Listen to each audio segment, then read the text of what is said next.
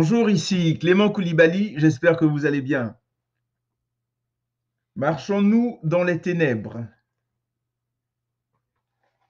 Si nous disons que nous sommes en communion avec lui et que nous marchions dans les ténèbres, nous mentons et nous ne pratiquons pas la vérité. 1 Jean 1,6. 1 Jean chapitre 1, verset 6. En lisant et méditant sur la première épître de Jean, notamment sur ce verset, 1 Jean 1,6, je me suis posé plusieurs questions. Que signifie marcher dans les ténèbres ou dans l'obscurité, comme disent certaines versions? M'arrive-t-il de marcher dans les ténèbres? Vous arrive-t-il de marcher dans les ténèbres? En poursuivant ma lecture, quelle ne fut ma joie de découvrir la réponse quelques versets plus loin. Mais celui qui est son frère est dans les ténèbres, celui qui déteste son frère est dans les ténèbres, il marche dans les ténèbres et il ne sait où il va parce que les ténèbres ont aveuglé ses yeux. Celui ou celle qui déteste son frère ou sa sœur est dans les ténèbres.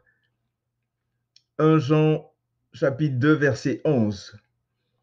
Marcher dans les ténèbres, c'est haïr, abhorrer, avoir en horreur, détester, maudire, mépriser, avoir en abomination, avoir en aversion son frère, sa sœur, son prochain.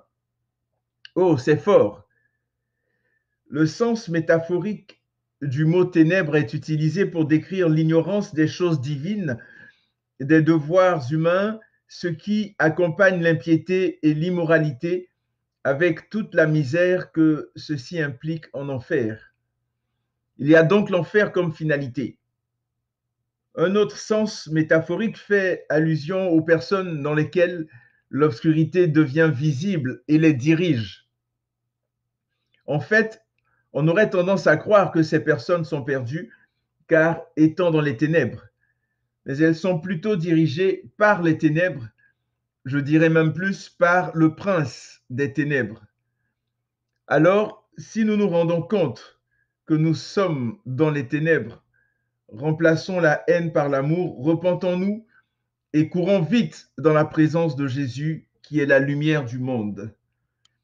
Que Dieu vous bénisse et remplisse vos cœurs de son amour, qu'il remplisse nos cœurs de son amour.